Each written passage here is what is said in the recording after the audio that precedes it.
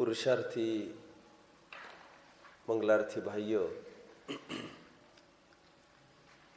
मोक्ष मार्ग प्रकाशक 8वें अध्याय के अंतर्गत करणान योग के व्याख्यान का विधान प्रकरण हमारा चल रहा है। पृष्ठ क्रमांक 276 में हम आए थे और ऊपर का आधा पाठ हो चुका है। कल अंत में जो बात आई थी उसे एक बार पुनः दोहरा देवे। मूल तो 6वां पॉइंट चल रहा था, इसका हेडिंग आपने लिखा होगा कर्माकर्षण शक्ति और प्रवृत्ति। टोडरमल जी साहब ये कह रहे थे, कहीं प्रवृत्ति तो बहुत है लेकिन कर्माकर्षण शक्ति कुछ नहीं है, कम है, थोड़ी है। जैसे एक इंद्रिय का उदाहरण लिया था हमने, आपको याद होगा तो सबसे कम योग कहा उसको। 2 इंद्रिय भी लगा लेना, क्योंकि मनोयोग तो उसको है ही नहीं, असंगीतक मनोयोग नहीं है। और संज्ञों में भी अन्यों के विशेष क्रियाएं दिखने पर भी उतना योग नहीं है। और भगवान को देखो तो क्रिया से रहित हुए हैं, लेकिन बहुत योग कहा है। कल देखा था, और इसलिए मैंने कल कहा था, अंत में कहा था, कितने जनों को समझ में आया था। कल मैंने कहा था अंत में 1 मिनट में योग के संबंध में, और मैंने कहा था चाहे तो मैं कल फिर से रिपीट करूंगा। कितने जन को समझ में आया था? आयुष याद नहीं आ रहा है अभी, याद आ रहा है? कल मैंने बताया था 13वें गुणस्थान में तीर्थंकरों के किसी काल पश्चात योग निरोध हो जाता है। योग निरोध होने के पश्चात कितने ही काल बाद उसी 13वें गुणस्थान के अंतिम अंतर्मुहूर्त में यदि समुद्घात होना हो तो समुद्घात के बाद, और यदि नहीं होना हो तब भी अंतिम अंतर्मुहूर्त तो है ही। मैंने ये कहा था, बादर काय योग के माध्यम से, बादर वचन योग तथा बादर मनोयोग तथा बादर श्वासोच्छ्वास का अभाव हो जाता है, और फिर बादर का योग अपने आप ही अभाव को प्राप्त होता है। ठीक है। फिर सूक्ष्म काय योग के माध्यम से सूक्ष्म वचन योग तथा सूक्ष्म मनोयोग तथा सूक्ष्म श्वासोच्छ्वास, इनका अभाव हो जाता है। फिर सूक्ष्म काय योग जो बचता है उसका अभाव करने के लिए सूक्ष्म क्रिया प्रतिपाती नाम का तीसरा शुक्ल ध्यान ध्याया जाता है, जिसको लेकर फिर सूक्ष्म काय योग भी खत्म होता है, और उसके साथ ही वो गुणस्थान भी पूर्ण होकर 14वां गुणस्थान प्रारंभ होता है, अयोग केवली गुणस्थान। समझ में आ रहा है सबको अच्छे से? ये मैंने कल बताया था।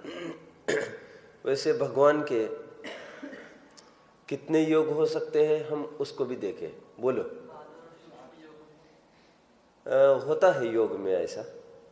बादर योग मतलब स्थूल, ज्यादा, तुरंत योग का अभाव नहीं होता, संयोग से अयोग नहीं होता, तुरंत उसका एक स्तर हो जाता है। तो पहले जो अभी तक योग चल रहा है वो बादर का पहले सूक्ष्म रूप होगा, फिर सूक्ष्म का अभाव करने के लिए तीसरा शुक्ल ध्यान सूक्ष्म क्रिया प्रतिपाती होगा, तभी तो उसका नाम सूक्ष्म क्रिया का प्रतिपात। प्रतिपात मतलब अभाव होना। अब सूक्ष्म क्रिया का अभाव कैसे होगा? पहले स्थूल क्रिया सूक्ष्म रूप हुई हो तभी तो अभाव होगा। 4 शुक्ल ध्यान है ना। पहला शुक्ल ध्यान पृथक्त्व वितर्क है ना, और पृथक्त्व वितर्क विचार नाम का जो 8वें गुणस्थान से प्रारंभ होता है और 11वें गुणस्थान तक चलता है। फिर दूसरा शुक्ल ध्यान 12वें गुणस्थान के अंतिम समय में एकत्व वितर्क अविचार, और तीसरा शुक्ल ध्यान 13वें गुणस्थान के अंत में सूक्ष्म क्रिया प्रतिपाती, और चौथा शुक्ल ध्यान क्रिया विपरीत, ऐसा है ना, निवृत्ति, मतलब वहां पर कुछ भी नहीं रहा है 14वें गुणस्थान के अंतिम समय में, सबकी निवृत्ति के हेतु। 13वें गुणस्थान में ध्यान नहीं है पूर्ण 13वें गुणस्थान में, लेकिन 13वें गुणस्थान के अंत में ध्यान है। देखो तो 12वें गुणस्थान के अंत में ध्यान है, 13वें गुणस्थान में समूचे 13वें गुणस्थान में ध्यान नहीं होता। मान के चलो 13वें गुणस्थान 8 वर्ष कम, 8 वर्ष 2 मुहूर्त कम, 1 कोटि पूर्व का काल पीरियड है, हो सकता है ना? 13वां गुणस्थान इतना बड़ा, मुक्ति कैसे हो सकता है? इतना बड़ा काल कैसे हो सकता है 13वें गुणस्थान का? जगन्य काल तो अंतर मुहूर्त हो सकता है, इतना बड़ा काल कैसे होगा? 8 वर्ष 2 मुहूर्त में कोई केवल ज्ञान को प्राप्त हो, 1 कोटि पूर्व की उसकी आयु थी, तो पूर्ण आयु पर्यंत वो तीर्थंकर होगा तो दिव्य ध्वनि कीर्ति रहेगी उसकी, इतने काल पर्यंत 8 वर्ष 2 मुहूर्त कम 1 कोटि पूर्व। तो मुझे ये कहना है इतने बड़े काल में कहीं भी ध्यान नहीं होगा और अंतिम अंतर मुहूर्त में ध्यान होगा। पकड़ में आ रहा है कि भारी पड़ रहा है मुक्ति? क्या क्या आप समझ में नहीं आया? बोलो।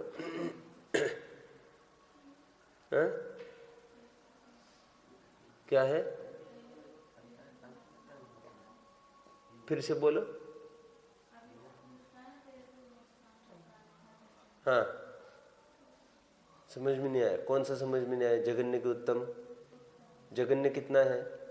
अंतर्मुहूर्त। उत्तम काल कितना होगा 13वें गुणस्थान का? मान लो 8 साल 2 मुहूर्त के बाद ही केवल ज्ञान हो गया किसी जीव को, हो सकता है कि नहीं? और 1 कोटि पूर्व की आयु थी, तो उसके 14वें गुणस्थान के जाने तक वो दिव्य ध्वनि कीर्ति रही उसकी अंतिम तक, और अंतिम अंतर्मुहूर्त में फिर योग निरोध किया, 14वें गुणस्थान करके मुक्ति को प्राप्त हो गए। तो कितने काल का 13वां गुणस्थान हो गया उसका? नहीं समझ में आ रहा है अभी भी? 8 वर्ष और 2 मुहूर्त हो गए, केवल ज्ञान हो गया। 1 कोटि पूर्व तक केवल ज्ञान बना रहा, वो केवल ज्ञान तो बना ही रहेगा, 13वां गुणस्थान बना रहा, नहीं बना रह सकता क्या? 1 कोटि पूर्व की उसकी आयु है ना, कर्मभूमि का जीव है, तो उतने काल तक वो बना रहा 13वां गुणस्थान, और अंतिम अंतर्मुहूर्त में वो गया 14वें गुणस्थान में और मुक्ति को प्राप्त हो गया। तो 13वें गुणस्थान का काल कितना रहा? अभी भी नहीं समझ में आ रहा? नहीं समझ में आ रहा? देखो आप सबको तो समझ में आ ही रहा होगा प्रांजल, कुछ ही बात नहीं है इसमें। तो कुछ न्यून का अर्थ देखा था अपने याद आ रहा है? सिद्धों की जब परिभाषा देखी थी तो हमने देखा था कुछ काल बाद का एक बार देखा था हमने, याद आ रहा है? वो अरहंत अवस्था के कुछ काल बाद। तो कुछ काल बाद में आपने क्या लिया था, याद आ रहा है? सिद्धों की जो परिभाषा है टोडरमल जी ने लिखी है, उसमें 2 बातें लिखी है, किंचित न्यून। तो किंचित का अर्थ अपन देखते हैं हमेशा, किंचित मतलब कितना, और कुछ काल बाद। तो कुछ काल बाद में क्या लिया था हमने, याद आ रहा है? अरहंत अवस्था के कुछ काल बाद सिद्धावस्था होती है। तो कुछ काल मतलब क्या?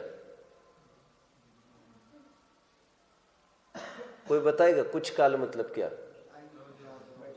कुछ काल मतलब क्या? सिद्धों की परिभाषा तो याद ही है ना आपको?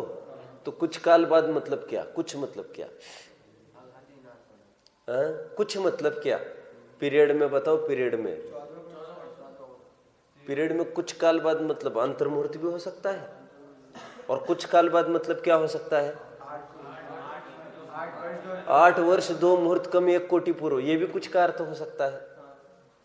आप खड़े रहो, पहले आपका प्रश्न है, आपसे चर्चा, आप खड़े रहो। क्या प्रश्न है मेरा? बोला अभी बात क्या चल रही है? हाँ, तो कितना बताया जा रहा है यहां से? हाँ, कैसे? रटो मत।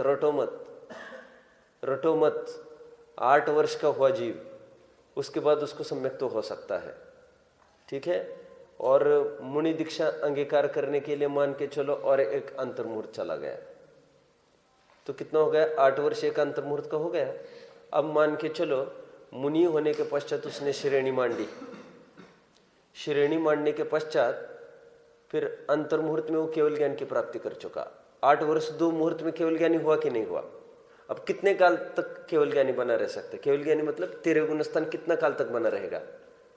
मरने तक? मरण नहीं होगा इस जीव का, मोक्ष को जाना है इसको, लेकिन आयु के अंत पर्यंत बना रह सकते कि नहीं 13 गुण स्थान?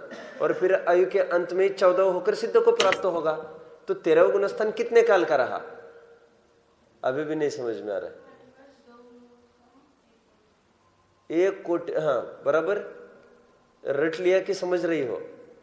हाँ, ये अपने 10 दफे बच्चों को पढ़ाए वहां पर कि कुछ काल बाद मतलब क्या लेना। सिद्धावस्था में किंचित न्यून में अपन 3 अपेक्षा खोलते थे, किंचित न्यून में। अभी इनको सबको नहीं होगी वो, तो नया विषय खुल जाएगा यहाँ पर। किंचित न्यून में क्या खोलते थे? 3। किंचित न्यून में मैं ये कहता था परमात्मा प्रकाश में ऐसा आया कि 1/3 कम होना। समझ लो सब आप भी। किंचित न्यून मतलब, किंचित न्यून मतलब एक तो आपको परिचित शैली है कि जो पोली पोली जगह होती है उतना कम होता है। पोली पोली जितनी जगह होती है, नसे आदि आदि, नाक आदि की पोली, कान आदि की पोली जगह, उतने प्रदेश कम होकर सिकुड़ कर वो आत्म प्रदेश उतने बने रहेंगे वहां पर। एक अपेक्षा यही आपको पता होगी। दूसरी अपेक्षा परमात्मा प्रकाश में ऐसा लिखा, अरहंत अवस्था में जिस आकार का शरीर है उससे 1/3 घट के फिर 2/3 वहां पर बना रहता है। याद आ रहा है? और एक अपेक्षा अपन खोलते थे 1/4 का खोलते थे क्या अपन? 1/4 घटता है। ये आचरण की अलग अलग विवक्षाएं आई है और नहीं। हाँ, एक आचार्य का ये कहना है जितना आकार अरहंत अवस्था में है उतने ही आकार के पुरुषाकार उस सिद्धावस्था को प्राप्त होते हैं। आकार बदलता नहीं है, उनका ये कहना है। अंदर के जो भी कुछ होता होगा प्रदेश का, तो उतने ही आकार के बने रहते हैं। ऐसे 3 विवक्षाएं खोली है आचार्यों ने, जो कि अपने को प्रचलित किंचित न्यून वाली है, क्योंकि टोडरमल जी ने वो लिखी, कोई हर्जा नहीं। तो किंचित न्यून में अपन ये खोलते हैं 3 अपेक्षा हमेशा। आपको ख्याल में किंचित न्यून में सिद्धों की परिभाषा अपने भाग में, बालबोध भाग 3 पाठ 2, पंच परमेष्ठी का पाठ, तो इसी मोक्ष मार्ग प्रकाशक में प्रारंभ में 5 पृष्ठ पर सिद्धों का 5 नहीं, कौन सा पृष्ठ होगा? 2। दूसरे पृष्ठ पर सिद्धों का स्वरूप जो लिखा है उसमें किंचित न्यून लिखा है, उसकी अपेक्षा मैंने बताई। और कुछ काल बाद मतलब अरहंत के कितने काल बाद मुक्ति को प्राप्त होंगे? कुछ काल मतलब अंतर्मुहूर्त भी हो सकता है, और कुछ मतलब 8 वर्ष 2 मुहूर्त कम, 1 कोटि पूर्व भी हो सकता है ना। तो 13 गुणस्थान का काल बता रहे अपन, 1 कोटि पूर्व माइनस 8 वर्ष 2 मुहूर्त। कुछ समझ में आया? उपयोग लगाओ। जो कई बार समझा चुके हैं उसमें बहुत ताकत लग रही है समझाने को, उपयोग की कमी है। बैठो।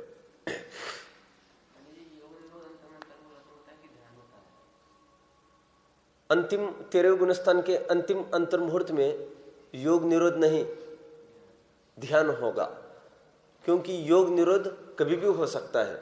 जैसे महावीर भगवान को 2 दिन योग निरोध बना रहा और 14 गुणस्थान नहीं हो पा रहा था।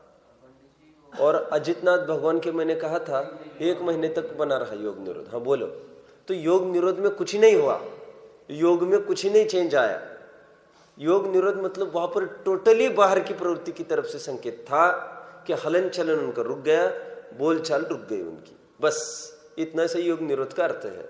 बोलो। अंतिम अंतर्मुहूर्त में सूक्ष्म काय को नाश करने के लिए तो सूक्ष्म क्रिया प्रतिपाती होती है। समझ में आ गया? सूक्ष्म काय का नाश करने के लिए ही अंतिम उसके बाद सूक्ष्म क्रिया प्रतिपाती ध्यान ध्याया जाता है, और उसके बाद अंतर्मुहूर्त में तुरंत ही 13 गुणस्थान खत्म होकर 14 गुणस्थान प्रारंभ हो जाता है। चलो मैं आगे एक बार अपन और देख ले वे अरहंतों के कौन कौन से योग होते हैं। मुक्ति कोई शंका है? अभी भी शंका हो तो पूछ सकती हो। हाँ नहीं, पूरा समझ में आई प्रक्रिया योग की? टोडरमल जी ने क्या लिखा? केवली गमन आदि क्रिया रहित हुए, वहां भी उनके योग बहुत कहा है। यही प्रकरण चल रहा है ना अपना। किसकी चर्चा कर रहे हैं हम? लाइन बोलो, लाइन पढ़ो, है ना, उसके लिए चल रहे हैं ना। अभी एक बार हम देख ले केवलियों के कितने योग होते हैं, देखना। देखिए वचन योग में उनका सत्य वचन योग और अनुभय वचन योग बोला है। सत्य वचन योग क्यों? जो का त्यो वर्णन करते हैं, संपूर्ण लोकालोक प्रतिभाषित हो गया। अब झूठ कैसे होगा? कोई बात ठीक है, हमने देखा है ना, झूठ दो कारणों से बोला जाता है, अज्ञानवश, वितरागतावश, राग द्वेषवश। और इनके ना अज्ञान रहा ना राग द्वेष रहा, तो सत्य वचन योग है। और अनुभय किस अपेक्षा से कहा? अनक्षरी, जितनी भी अनक्षरी वाणी होती है, निरक्षरी वाणी होती है, वो सब अनुभवी कही गई है। क्योंकि उसको लेकर कोई मिसगाइड भी हो सकता है। समझ रहे? सामने वाला जीव विपरीत अर्थ भी ग्रहण कर सकता है। मारीच ने विपरीत अर्थ ग्रहण करके वो विद्रोह करके बाहर निकल गया। ऐसे अवसर भी हो सकते, इसलिए उनकी वाणी को अनुभवी बोल दिया। अनुभवी मतलब ना सत्य ना असत्य। ना सत्य का अर्थ क्या है? अस्पष्टता। जितनी निरक्षर वाणी है उनको अनुभवी में लिया जाता है। 2 इंद्रिय, 3 इंद्रिय, 4 इंद्रिय जितने जीव अनक्षरी बोलते हैं ना, निरक्षरी, उनको सब अनुभवी में ही लिया जाता है। तो ये अनुभवी और सत्य वचन योग, वचन योग में ये 2 योग हो गए। अरे हो गए कि नहीं? अब मनोयोग की थोड़ी सी विचार करो। यद्यपि उनके भाव मन रहा नहीं है। भूपेंद्र क्या बोला? भाव मन नहीं रहा उनके। क्षयोक्षम है क्या उनके? नहीं है। तो इसीलिए उनके 6 प्राण का तो अभाव ही हो चुका है। कौन से 6 प्राण का अभाव हो चुका अरहंतों के 13वें गुण स्थान में? 5 इंद्रिय और मन को लेकर 6 प्राण का अभाव हो गया।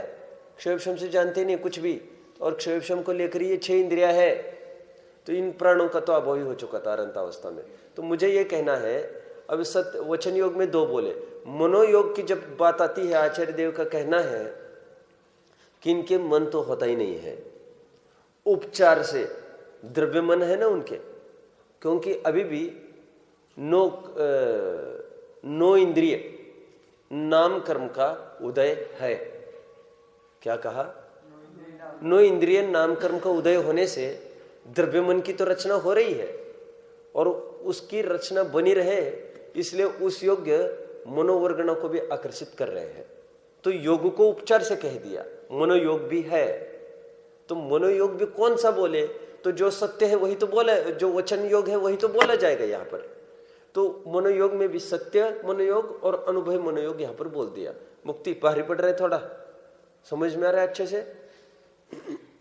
मनोयोग में ये 2 बोले। ऋषभ क्या बात है, सो रहे हो सुबह सुबह? जिनवानी लाई कि नहीं? जिनवानी नहीं लाई? क्या बोला मैंने अभी? बोलो, खड़े रहो भाई, जल्दी। हम बोलो। और फिर क्या बात करी थी? देखो तुम ऐसा करोगे, तुम कर्णन योग के विद्वान हो, सब बोलते हैं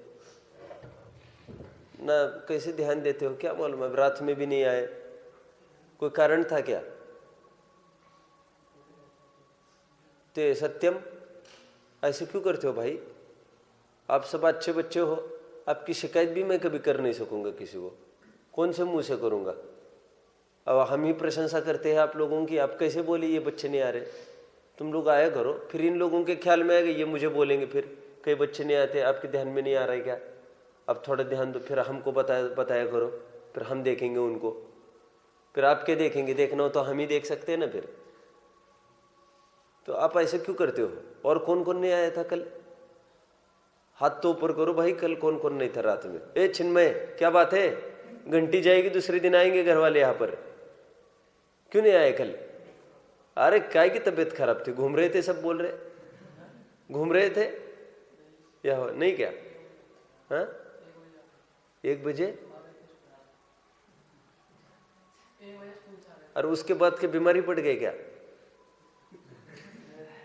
ऐसा मत किया करो भाई। और छोटी मोटी बीमारी में तो राह ही मत करो, तो स्वाध्याय को क्यों चुकते हो स्वाध्याय से। चलो बैठो। मैं ये कह रहा हूं जो मनोयोग कहा वो उपचार से कहा, इसलिए मैं अभी बोला ना मैंने, केवली अवस्था में 6 प्राण का अभाव का है 10 प्राण में से। तो भाव इंद्रिय है नहीं उनके, क्षयक्षमी नहीं है, तो उनके मनोयोग उपचार का कथन है। अब जब बोल ही दिया मनोयोग, उपचार का कथन क्यों बोला फिर बोला भी क्यों? क्या बोला अनितेश? अनितेश देखो बराबर डटा रहता है। नोट सॉरी, तुम भी शिथिल हो सुबह सुबह। नहीं, क्या बोला मैंने? उपचार से भी क्यों लिया? क्योंकि नामकर्म भी नो इंद्रिय कर्म उदय है। बराबर, नो इंद्रिय नाम कर्म का उदय है, तो उसको लेकर क्या होगा? तो वर्गणा आनी पड़ेगी ना उसको पुष्ट होने के लिए। जैसे शरीर को पुष्ट होने के लिए नो कर्म आ रहा है, उसको पुष्ट होने के लिए वो मनो वर्गणा आ रही है। मनोवर्गणा आ रही है तो योग भी उपचार से बोल दिया फिर, क्योंकि योग का और वर्गणाओं का आने का ही तो निमित्त नैमित्तिक संबंध है। अरे पकड़ में आ रहा है कि नहीं आ रहा है आपको? अरे योग को लेकर मात्र वो कार्मण वर्गणा ही आती है ऐसा नहीं है। योग को लेकर शरीर को बनाने योग्य वो भाषा वर्गणा, मनोवर्गणा और आहार वर्गणा ये भी आती रहती है, और इनका भी ऐसा ही गणित है। एक समय प्रबद्ध मात्रा आती है और उतनी खिर जाती है, इनका भी ऐसा ही नियम है। बस थोड़ा सा इनमें यह है, इनमें आबादा काल नहीं पड़ता। किनमें आबादा काल नहीं पड़ता? ये बाहर की वर्गणाओं में शरीर के बनने के लायक आबादा काल नहीं पड़ता। और इनका जैसा वो निषेक रचना क्रम कहा था, वैसा पर्टिकुलर निषेक रचना क्रम नहीं बनेगा इनका। हालांकि उनमें भी वैसे ही खिरते चलेंगे घटते क्रम में ही एक प्रकार से, और अंतिम समय में वहां पर एक साथ सब खिर जाएंगे। जैसे 14 गुणस्थान का अंतिम समय है, वहां पर एक साथ खिर जाएंगे फिर सब, इतना थोड़ा फर्क पड़ेगा। और कर्मों का ऐसा नहीं है, कर्म तो आगे भी चलने हैं। आप समझ रहे हो मेरी बात को? आगे भी तो आगे चलने हैं, तो विग्रह गति में भी कर्माकर्षण बना रहेगा। लेकिन वहां पर ये आहार वर्गणाओं का ग्रहण नहीं होगा, इसलिए त्रिनवान आहार कहा ऐसा बोल दिया ना सूत्र में। कितने जन मुझे बराबर पॉइंट टू पॉइंट फॉलो कर रहे हैं, मैं जानना चाहता हूं। थोड़ा कठिन पड़ रहा है मुक्ति। मैं ये कह रहा हूं विग्रह गति में नो कर्म वर्गण ग्रहण कर रहे हैं क्या वे? गलत, अनाहरक है वो शरीर। विग्रह गति में अनाहरक बने रहते हैं, आहारक नहीं है। आहारक मतलब शरीर के योग्य मन वचन को योग्य वर्गणाओं को ग्रहण करना, ऐसा विग्रह गति में नहीं होता है। लेकिन कार्मण वर्गणाओं का तो तब भी ग्रहण है। वो तो जब आयु का ये पहला समय होगा उनका, जब जन्म का पहला समय होगा, विग्रह गति के पश्चात। विग्रह गति को जन्म में नहीं लिया जाता, तो विग्रह गति पूरी होने के बाद जो पहला समय है वहां पर कर्माकर्षण चालू होता है। कर्माकर्षण नहीं, कर्माकर्षण तो चल ही रहा है, आहार वर्गणा है। तो फिर पहली पर्याप्ति नहीं, क्या आहार पर्याप्ति वगैरह ये सब चलती रहेगी। तो पर्याप्तियां तो प्रारंभ हो जाएगी पहले समय में, लेकिन उनकी पूर्ण तो हो न हो वो दूसरी बात। आप सब समझ रहे हैं मैंने क्यों आया यहाँ पर? हाँ, हम देख रहे केवलियों के कितने योग हो सकते हैं। तो 4 योग हो गए केवलियों के, सत्य अनुभव के वचन और मनोयोग हो गए। अभी काय योग में देखने हैं 3 हो सकते हैं। आयुष का कहना बिल्कुल सही है। वैसे औदरिक काय योग होगा, इसमें तो किसी कोई शक नहीं है। औदरिक मिश्र और कार्मण काय योग ये केवली समुद्घात वालों को होता है। केवली समुद्घात वालों को। अरहंत, बहुत सो रहे तुम, उठना है क्या? खड़े रहकर सुनोगे क्या? हो रहो, फिर क्या कर सकते। नींद चली जाने के बाद बैठ जाना। केवली समुद्घात कितने काल की प्रक्रिया है? सक्षम कितने काल की प्रक्रिया है? अब कोई 8 कहो कोई 7 कहो, 8वें समय में लौटकर अपने स्थान पर आ जाते हैं। तो जिसमें पहला और अंतिम समय 7वां समय, इसमें क्या होगा? औदरिक काय योग। दूसरा और 6वां समय औदरिक मिश्र काय योग, और तीसरा, चौथा, 5वां प्रतर और लोक पूर्ण में कार्मण का योग होगा। विग्रह गतिवत स्थिति होती है वहां पर, समझ रहे? विग्रह गति में जिस प्रकार वो वर्गणाओं का ग्रहण नहीं होता ना, आहार वर्गणाओं का, वैसे आहार वर्गणाओं का ग्रहण वहां पर भी नहीं होगा केवली समुद्घात उस 3 समय में, और फिर होने लग जाएगा। मुक्ति कुछ कठिन जा रहा है, कठिन जा रहा है थोड़ा। त्रिनवान आहार का है ना, विग्रह गति में। वैसे ही 3 समय यहाँ के लेना। किसके? केवली समुद्घात वालों के। कौन कौन से? दंड, कपाट, प्रतर और लोकपूरण था ना, तो पलटते समय फिर प्रतर होगा, तो जाते समय का प्रतर, लोकपूरण और आते समय का प्रतर। तीसरा, चौथा, पांचवा समय समझ में आ गया? तो उस समय में कौन सा योग होगा? कार्बन का योग। विग्रह गति में कार्बन का योग ही रहता है ना। अरे पकड़ में आएगा ही नहीं। ये चलो मैं आगे, तो फिर मैं आगे विषय बढ़ाऊंगा अभी। बोलो भाई। हाँ, समुद्घात नहीं होगा तो औदरिक का योग ही रहेगा। फिर औदरिक मिश्र का और कार्बन का योग का होने का कोई सवाल नहीं होगा उनके। ठीक है, चलो।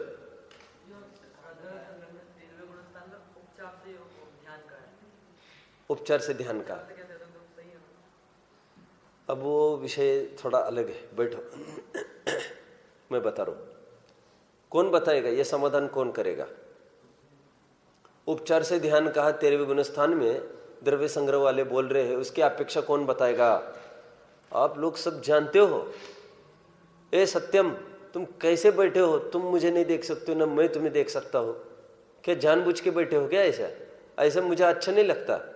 मुझे तो ये जो ऐसे बैठते हैं उनके मन में कुछ कमी होती है। आप ऐसे क्यों बैठते हो जहां पर मैं नहीं देख सकता आपको, आप नहीं देख सकते मुझे? बीच में बैठो ना फिर कम से कम थोड़ा। हाँ, प्रश्न क्या है?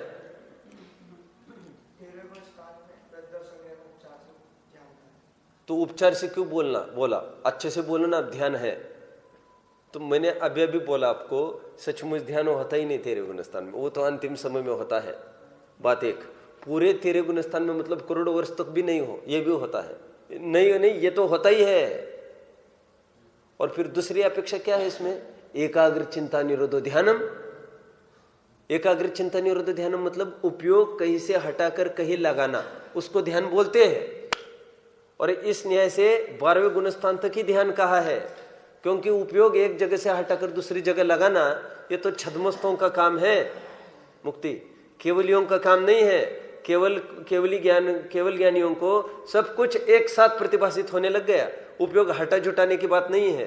इसलिए यह जो परिभाषा है एकाग्र चिंता निरोधो ध्यानम, ये छद्मस्तों की अपेक्षा है, छद्मस्तों में ही लागू होती है, क्योंकि लब्धि और उपयोग ये छद्मस्तों के भेद है। और एकाग्र चिंता निरोध का अर्थ ये है एक को अग्र करके बाकी को गौण करना, और मुख्य गौण तो लब्धि उपयोग वाले के ही होगा, तो केवलियों के कहा होगा, तो इसलिए उनको ध्यान नहीं कहा। अपेक्षा समझ में आई सबको? अपेक्षा और ये है कि घाती कर्मों का अभाव हुआ। घाती कर्मों का अभाव करने के लिए तो ध्यान किया जा रहा है, और बाकी अघाती कर्म का अभाव करने के लिए कोई अलग से बुद्धिपूर्वक पुरुषार्थ नहीं है। इसीलिए फिर 13वें गुण स्थान को भी ध्यान से रहित बोल दिया। ये कुछ परिभाषाएं हैं जिसके कारण भगवान को ध्यान का निषेध करते हैं। फिर किसी अपेक्षा से सिद्धों को निषेध किया जाएगा, और किसी अपेक्षा से सिद्धों को भी ध्यान का सद्भाव कह सकेंगे, क्योंकि ध्यान है तो चारित्र गुण का परिणमन, तो फिर चारित्र गुण उनमें है कि नहीं, तो उस अपेक्षा से कहा जाएगा। ध्येय है तो ध्यान है ही उसको विषय करने वाला। आगे बढ़ना क्या? शैलेंद्र, कुछ प्रश्न था आपका, हाथ ऊपर आ रहा था। हाँ, यही प्रश्न था। पहले में औदरिक का योग, 8वें समय में पहुंच कर आ गए, अपने अपने आत्म प्रदेश रूप हो गए, घर में आ गए, तो अभी काय के लिए? तो फिर चालू जैसे थे चालू। चलो मैं आगे। औदरिक का योग होगा वहां पर नहीं? हाँ बराबर। अभी आगे बढ़ू, आगे का पॉइंट आप लिखेंगे सूक्ष्म शक्ति। मुक्ति आपने नोट्स तो नहीं लाई होगी ना इस क्लास की, तो आप एक काम करो, वहां पर हाँ पीछे भी लिख रही है, यहां पर भी अंडरलाइन करो चाहो तो। सूक्ष्म शक्ति, ये 7वां पॉइंट चलेगा। 7वां पॉइंट है ना शशांक? सूक्ष्म शक्ति। अभी देखिए टोडरमल जी साहब यहाँ पर क्या कहना चाहते हैं। सूक्ष्म शक्ति और प्रवृत्ति ऐसे भी लिख सकते हैं। तो इसमें यह कहते हैं कभी तो सूक्ष्म शक्ति अंदर में विद्यमान रहती है, लेकिन बाहर में प्रवृत्ति कुछ नहीं दिखती। उदाहरण 1, मुनियों के 6ठे गुण स्थान में ब्रह्मचर्य महाव्रत कहा, सभी कोटि से संपूर्ण कोटि से 108 कोटि से ब्रह्मचर्य कहा। और दूसरी तरफ देखो तो 90 गुणस्थान के सवेद भाग तक उनका वेद होता है, पुरुष उनको कहा है। समझ में आ रहा है आपको? इसमें भी क्रम पड़ता है, पहले नपुंसक वेद और स्त्री वेद जाता है और फिर पुरुष वेद का अब होता है। इसमें ऐसा है थोड़ा सा, ठीक है। 8वें गुणस्थान में ही स्त्री वेद और नपुंसक वेद पुरुष वेद रूप विसंयोजित हो जाता है और फिर 90वें गुणस्थान में उसका अब हो जाता है पुरुष वेद का। वेद कहाँ तक होगा? 90वें गुणस्थान के सवेद भाग तक, वो अपेक्षा अलग। अब फिर पूछा जाए मैथुन कहाँ तक रहेगा? मुनियों को भी 90वें गुणस्थान तक रहेगा। तो कह रहे अपेक्षाकृत कथन एक सूक्ष्म शक्ति का कथन है और एक बाह्य प्रवृत्ति की बात है। तो एक बात, अब इसी को आधार के रूप में मैं 347 पेज खुलवाना चाहता हूँ आपसे। 347 खोलो और यहाँ पर पहले लिखो क्या लिखोगे? चिन्मय क्या लिखोगे? Refer 347, right. और वहां पर मैं जो अंडरलाइन कराऊंगा वहां पर क्या लिखोगे? रेफर। अब क्या रेफर करना है आप मुझे कोई बताओ, फिर जल्दी बताओ। लेकिन सत्यम बताएंगे? हाँ, क्या अंडरलाइन कराना है मुझे यहाँ पर? सोचो, बोलो। भूपेंद्र बोलो, है ना? नीचे से 7वीं लाइन बोल रहे हैं आप, 7वीं 8वीं। देखो क्या लिखा है, देखो। हाँ, पूरा ही कथन है। खैर, कथन 2 प्रकार का, एक स्थूल रूप है, एक सूक्ष्म रूप है। मुक्ति पढ़ोगे इस प्रकरण को? ये पूरा प्रकरण आप ये पूरे पैराग्राफ को लिख दो आप, रेफर 276, आपको हूबहू प्रकरण मिलेगा। ठीक है, पढ़ू मैं। कथन 2 प्रकार का, एक स्थूल रूप, एक सूक्ष्म रूप। जैसे स्थूलता से तो 6वें ही गुणस्थान में संपूर्ण ब्रह्मचर्य व्रत कहा। सूक्ष्मता से आपको बैठना हो तो बैठ सकते हो, नहीं बैठना है, ठीक है। ब्रह्मचर्य व्रत का सूक्ष्मता से 90वें गुणस्थान तक मैथुन संज्ञा कही। उसी प्रकार यह इतना पकड़ में आया आपको? बस इतना ही मुझे बताना है। वैसे इतने ही लाइन से, वास्तव में इतनी लाइन से सचमुच। उदाहरण, यहां पर विषय क्या चल रहा होगा? रहस्यपूर्ण चिट्ठी किसने पढ़ी है? आपको पढ़ाई ही होगी अभी तक किसी ने। ऐसे कैसे काम चलेगा? क्यों विषय क्यों चल रहा है? उठ क्यों रहा है विषय? ये निर्विकल्प और सविकल्पता की। तो वो टोडरमल जी ये कहना चाहते हैं, निर्विकल्पता तो है चौथे में, लेकिन ऐसी नहीं जैसी उत्तर आगे होगी। 7वें में अथवा 13वें में निर्विकल्पता है, उसकी इंटेंसिटी में थोड़ी हीना दिखता है। किस प्रकार कह रहे हैं? जैसे हमने ब्रह्मचर्य तो 6वें में बोल दिया, लेकिन सूक्ष्म रूप से तो अब्रह्मन 9वें तक पाया जाता है सूक्ष्म रूप से। उसी प्रकार सूक्ष्म रूप से विचारे तो सविकल्पता वो शुक्ल ध्यान में भी है। अरे भाई सुनो, यहां पर ध्यान दो। अरे प्रश्न उसका ये है, श्रेणी चढ़ रहा है, आपने उसको निर्विकल्प कैसे कहा उस काल में? आप निर्विकल्प बोलते हो ना, शुद्धोपयोग बोलते हो। और श्रेणी चढ़ने में हमने तो सुना बहुत विकल्प होता है उसको। अभ्य हमने देखा बहुत योग की, व्यंजन की, अर्थ की संक्रांति होती रहती है उसको। नहीं सुना संक्रांति का भी अभी तक? अरे तुम नहीं पढ़ा ये संक्रांतियों का? प्रथम शुक्ल ध्यान का स्वरूप पढ़ा कि नहीं? पृथक वितर्क विचार, तो विचार में क्या लिया? विचार संक्रांति ली ना। विचार, चार मतलब गमन करना, गमन मतलब फ्लक्चुएशन। यहाँ पर फटाफट वो चलता रहता है, पलटता रहता है। योग, व्यंजन और संक्रांति को लेकर पलटता रहता है सब, ठीक है। तो मैं क्यों कह रहा हूँ ये? तो वे कह रहे काय की निर्विकल्पता? तो कह रहे देखो सूक्ष्म कथन अलग है, स्थूल कथन अलग है। सूक्ष्म कथन में तो यही कहेंगे वहां पर निर्विकल्पता नहीं है, लेकिन स्थूलता से कहा जाएगा। ये प्रकरण चल रहा है। कितने जन फॉलो कर रहे हैं मुझे? मुक्ति थोड़ा कठिन पड़ रहा है क्या? बोलो भाई, बोलो। फिर देखो प्रश्न ये है टोडरमल जी का, डरो मत। टोडरमल जी का ये कहना है निर्विकल्पता है कि नहीं 7वें गुण स्थान में? साहब आप क्या बात कर रहे हो? हम तो चौथे में ही बोलते हैं निर्विकल्पता, शुद्धोपयोग, और 7वें गुण स्थान में तो बोलते ही है। बोलो 6 डाले की लाइन। द्विविध संग बिन शुद्ध उपयोगी मुनि उत्तम निज ध्यानी। क्या कहा मुनि को? शुद्धोपयोगी बोल रहे हैं हम। तो प्रश्न ये है उसका, शुद्धोपयोगी मतलब निर्विकल्पता, मतलब अनुभवी। तो कह रहे निर्विकल्पता मुनि को बोल रहे हैं, हमने तो सुना है श्रेणी में भी ऐसा चलता रहता है विकल्प। तो टोडरमल जी साहब ने कहा, ये मुक्ति अभी सुनने की मुख्यता रखो। टोडरमल जी साहब कह रहे हैं हमने निर्विकल्पता कही वो स्थूल कथन, और उनको विकल्प होते हैं ये सूक्ष्म कथन। सूक्ष्मता से फिर तो 13वें गुणस्थान में ही निर्विकल्प होंगे। कुछ पकड़ में आ रहा है अभी? ये क्यों ये बताने के लिए क्या बोल रहे वे? ये सिद्धांत हो गए। उदाहरण क्या दिया? हाँ, मुनियों का। कुछ पकड़ में आया अभी? मैं चलू आगे, चलू। देखिए दूसरा उदाहरण देते हैं। अहम इंद्र है ना, अहम इंद्र 9 अनुदिश और 5 अनुत्तर वाले, 9 ग्रेवियक, 9 अनुदिश, 5 अनुत्तर, ये जो 23 विमान है, 23 हो गए ना। इन 23 विमानों को के देवों को अहम इंद्र कहते हैं। इन अहम इंद्रों की क्या स्थिति बोल रही है?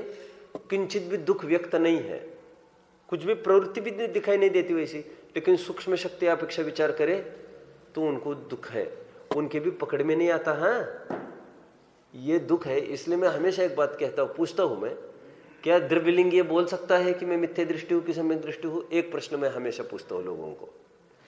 और दूसरा प्रश्न ये रहता है, 90 ग्रेविक का जो देव है, मिथ्या दृष्टि है, क्या वो पकड़ सकता है अपना दुख? और पकड़ेगा तो किस विधि से पकड़ेगा, आप हमको बताओ। और वो तो केवल ज्ञान गोचर है, वो भी नहीं पकड़ सकता उसको, लेकिन सूक्ष्म शक्ति की अपेक्षा उसको कहा है। चलो मैं आगे, अर्पित चलो आगे। अभी चार्ट में आगे लिखेंगे आप।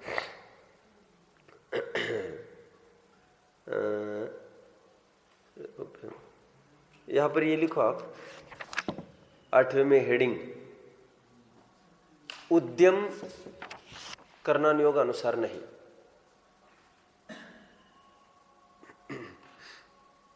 अब देखिए यहां पर टोडरमल जी साहब इतना ही कहना चाहते हैं, जो सम्यक तो हुआ ना, तो उसमें दर्शन मोह का क्षय उपशम उपशम हुआ, वो तो हमारे ज्ञान गोचर नहीं है, सूक्ष्म परिणाम है।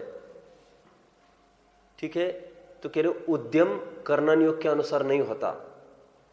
उद्यम तो बाकी के अनुयोग के अनुसार होगा। आत्मानुभवन की प्राप्ति के लिए उद्यम की कौन से अनुयोग के अनुसार होगा और किसके अनुसार नहीं होगा? ऋषभ बोलो ना।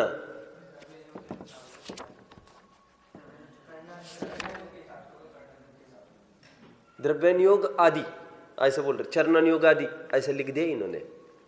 देखिए हमको लगता है द्रव्यानुयोग बोलना चाहिए था, लेकिन इन्होंने लिखा चरणानुयोग के आदि के हिसाब से उद्यम होगा। अरे पढ़ रहे कि नहीं पढ़ रहे आप? वो गोला भी लगा दो, चलो चरणानुयोग आदिक को गोला लगा दो और आदिक बोल इसको मुख्य करो, क्योंकि चरणानुयोग में जो जो भी उसका आचरण योग्य आवश्यक है। फिर द्रव्यानुयोग का तो है ही तत्व विचार की बात। हूबहू प्रकरण आपने कहीं पढ़ा है क्या? टोडरमल जी साहब ने भी ये अभी भी लिखा था, पंचलब्धि वाला जो प्रकरण, सम्यक तो सन्मुख मिथ्या दृष्टि, वहां पर बार बार बोला था हमारा उद्यम किस रूप होना चाहिए। उद्यम कुछ कर्मों में करना नहीं है हमारा काम, तत्व विचार रूप करे इतना ही जीव का कर्तव्य है, तद्रूप परिणाम को करे इतना ही जीव का कर्तव्य है। ले रहे थे कि नहीं बार बार 257, 58, 59 पेज पर, और आगे भी पुरुषार्थ से मोक्ष की प्राप्ति चलेगा, उसमें भी आएगा। मुक्ति आप लिखते चलो, वहां पर लिखो रिफर 338 पेज।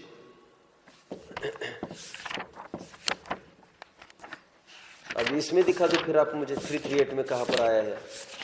मुझे कौन दिखाएगा? चिन्मय दिखाएगा क्या? अक्षत दिखाएगा। अक्षत कहां पर आया, दिखाना जरा।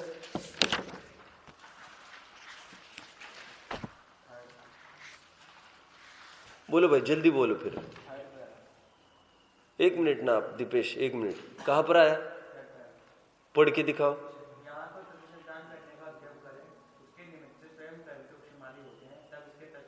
ठीक है, मुक्ति पकड़ रहे? नहीं समझ में आ रहा है? अरे भाई थर्ड बोल रहे उसको, ये सेकंड पैराग्राफ है, मैं भी देखते रह गया ना। यह कर्म के उपशम अधिक से पढ़ो, मुक्ति पैराग्राफ पढ़ो। नहीं मिल रहा है? 338 है पेज। हाँ पढ़ो।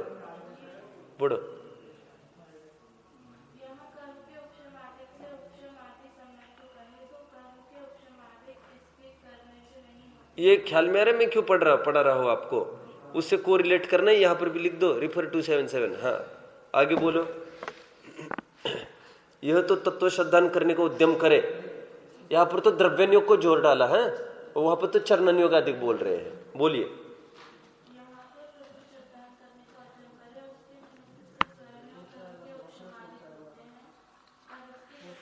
चलना है ये, यहां पर ये समझेंगे। तो इसका हेडिंग क्या लिखा आपने? उद्यम करना कर्णनियोग के अनुसार नहीं होता। ठीक है, देखो हूबहू लाइन में यहां से पढ़ के दिखा रहा हूं। जैसे आप कर्मों के उपशम आदि करना चाहे तो कैसे होंगे? आप तो तत्वादिक का निश्चय करने का उद्यम करें, उससे स्वयं में भी उपशम आदि सम्यक तो होते हैं। इसी प्रकार अन्यत्र जानना। ओके, आगे लिखो। अभी यहां पर हेडिंग में आप लिखेंगे शीघ्र गमनागमन। सूक्ष्म भाव भी लिख सकते हैं, लेकिन शीघ्र गमनागमन लिखेंगे तो पकड़ में आएगा आपको, इसलिए मैंने कहा।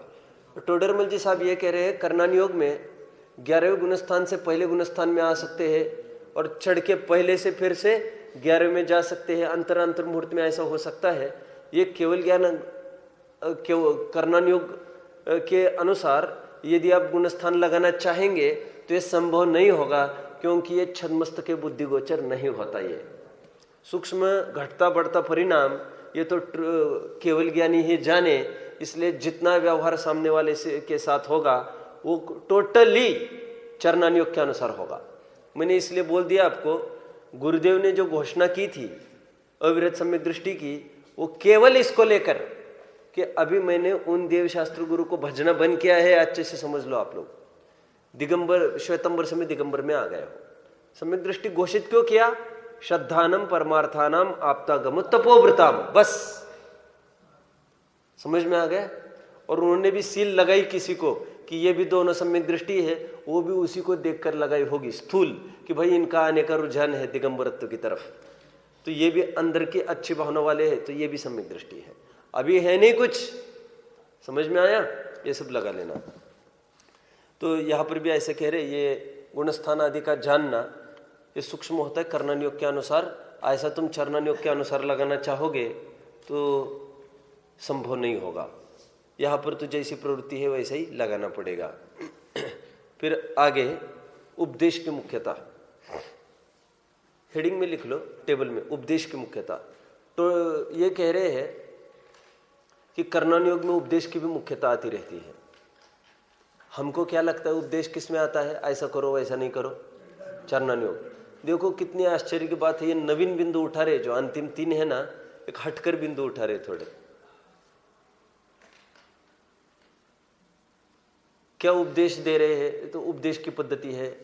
कह रहे हैं ऐसा कहा जाता है कर्णनियोग के ग्रंथ में कि अन्य मतियों के शास्त्र पढ़ोगे तो आपको कुश्रुत ज्ञान हो जाएगा, और यदि हिंसा आदि में प्रवृत्ति आप करोगे तो आपको कुमति ज्ञान है, कुमति ज्ञान का सूचक।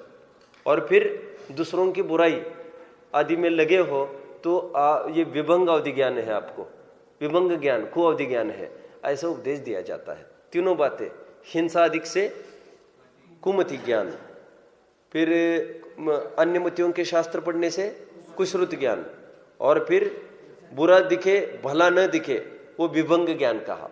लेकिन टोडरमल जी साहब कह रहे हैं ज्यादा नहीं लगाना, इसमें ज्यादा नहीं खींचना। क्यों? क्योंकि कह रहे हैं हमारे अकलंग निकलंग तो दूसरे मत में जाकर बैठे थे। मत में मतलब उनका ही पढ़ते लिखते थे रोजाना, और हमारे टोडरमल जी साहब कह रहे हैं हमारे ऊपर भी निशाना साध रहे क्या तुम? हमने इतना जो अन्य मतियों का अध्ययन किया, तो अन्य मतियों का अध्ययन करने से कुश्रुत ज्ञान नहीं होता, उसमें रुचि करने से होता है। लेकिन कर्णनियोग की एक शैली है बोलने की कि उनका अध्ययन करोगे तो तुम्हारा कुश्रुत ज्ञान हो गया, और हमारे ग्रंथों का अध्ययन करोगे तो सम्यक ज्ञान। और परमार्थ से विचारा जाए, अभी थोड़ी देर पहले लिखा था ना, अपने ग्रंथों का अध्ययन करे तो सम्यक ज्ञानी होना कहते हैं।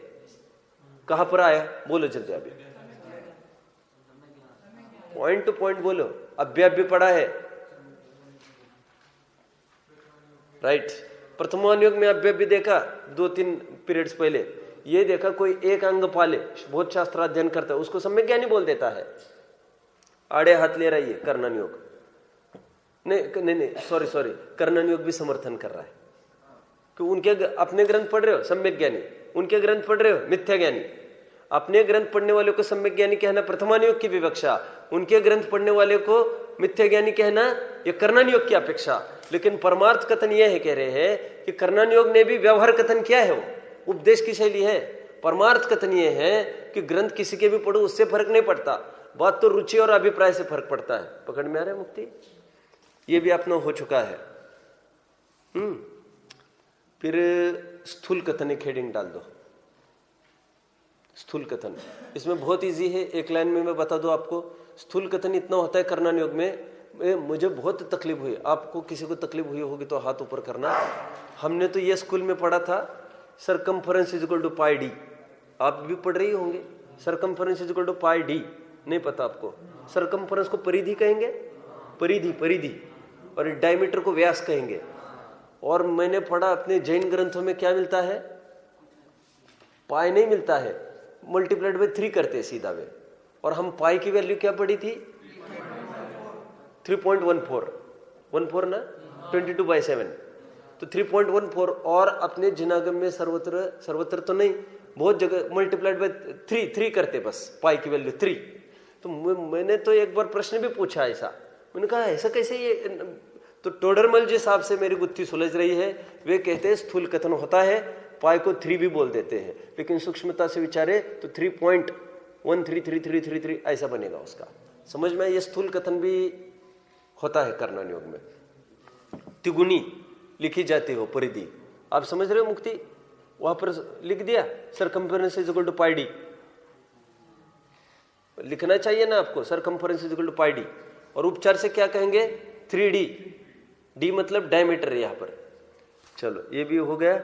अभी अंतिम मुख्यता लिखो वहां पर, मुख्यता हेडिंग में। और मुख्यता में आप इतना लिखेंगे कि वहां पर पहले और दूसरे गुणस्थानवर्ती जीवों को पाप जीव कहा जाता है। कर्णन योग में पहले और दूसरे गुणस्थानवर्ती जीव को पाप जीव कहा जाता है, मिथ्या दृष्टि को और साधन सम्यक दृष्टि जीवों को।